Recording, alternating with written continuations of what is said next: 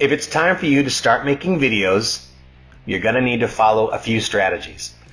The first thing you want to know about is script writing, and there are a few rules that will make it easy and change how you market forever. These skills can be used in video, email, and in person. It's called the hook, story, and close. Let's go over these very powerful tools. The hook. This is a 1 to 2 sentence grabber, gaining the attention of the viewer. It's the thing that stops you in your tracks when you're scrolling through your favorite social media platform and all of a sudden you stop and you have to watch. Here's a cool example. The multiple best-selling New York Times author Dean Graziosi had written a new book. These are the days of infomercials. Now remember, people had been channel surfing for about 70 years, so there still needed to be something to grab the attention of the viewer. Years ago they were channel surfing, today we're social media swiping. Anyway, Dean had the talk show host Larry King come into the studio to interview him. They were making an infomercial, and it was very exciting to have a guy like Larry King come interview Dean.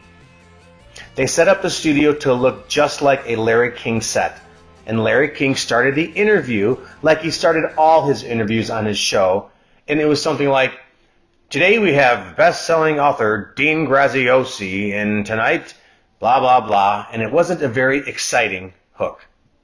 And then they get into the interview. Well, they recorded the whole session, and they put out the infomercial, and it laid flat. Didn't generate any revenue for Dean. It was a bit of a disaster. But after reviewing the session, he realized what he was missing was an effective hook. So he convinced Larry King to come back to the studio and record the opening one more time. This time, they had an effective hook. It went like this. He looks into the camera and says, "Have you ever looked in the mirror and thought to yourself, wow, I thought I'd be further ahead by now? If you have, you're not alone.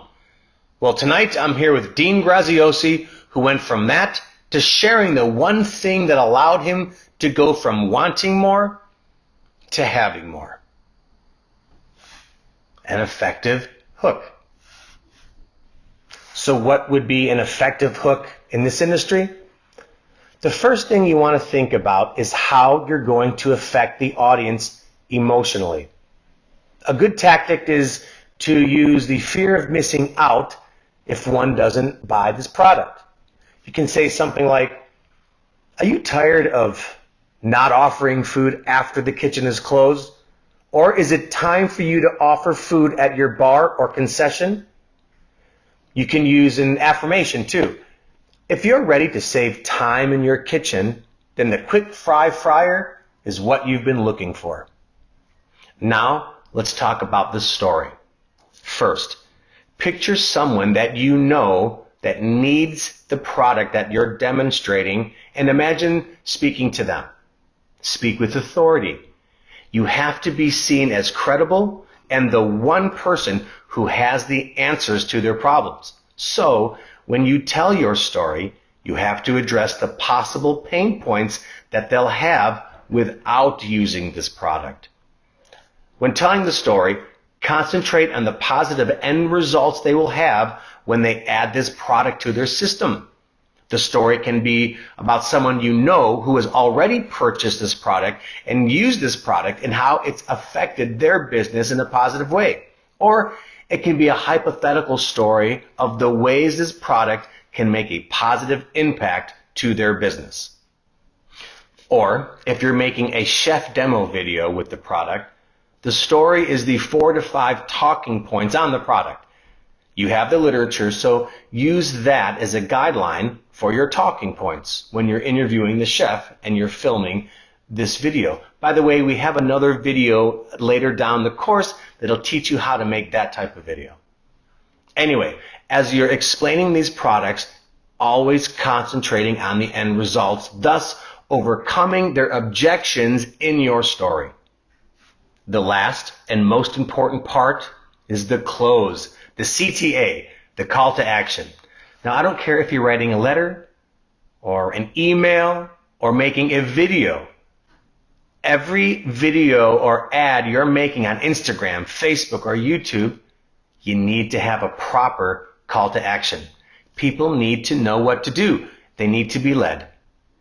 Everything you do, every story you put on Instagram needs to have a call to action.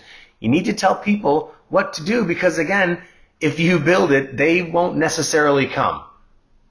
In this call to action, you have to be the authority to tell them that they need to do this if they want to get the results that you can provide for them.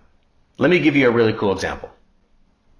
So the example is one of the big conferences for like the positive and the motivational and the health organizations that have these big conferences, guys like Tony Robbins and Dean Graziosi and this guy named Tony Horton, who was the owner of P90X.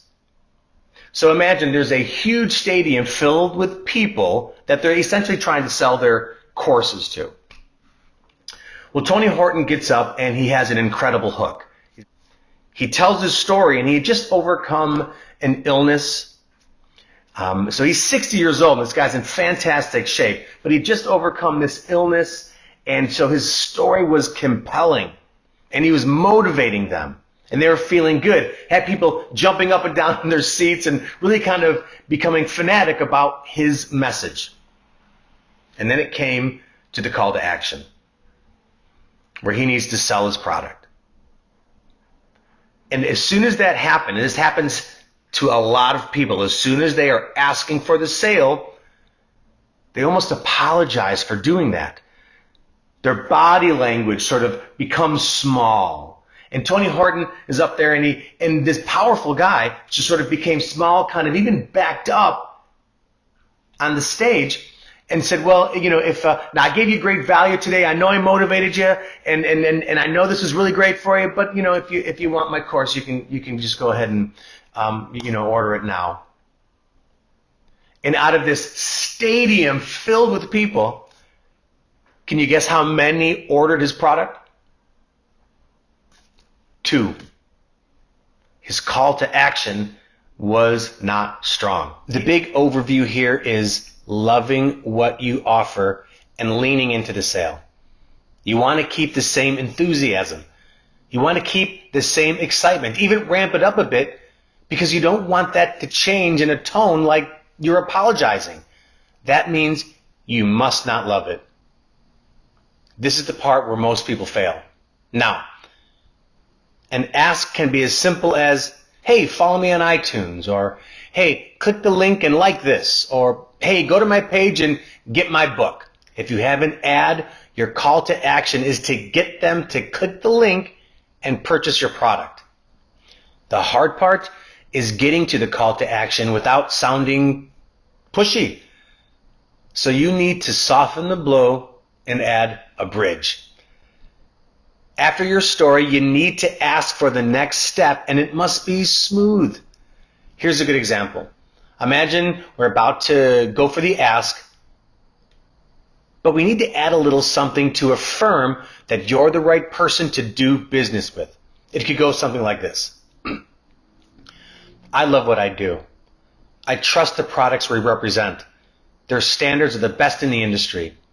They care about their products, and I care that you get what you need. Click the link below for a demonstration of the perfect fryer and purchase yours today. And just like that, you have a hook, a story, and a close.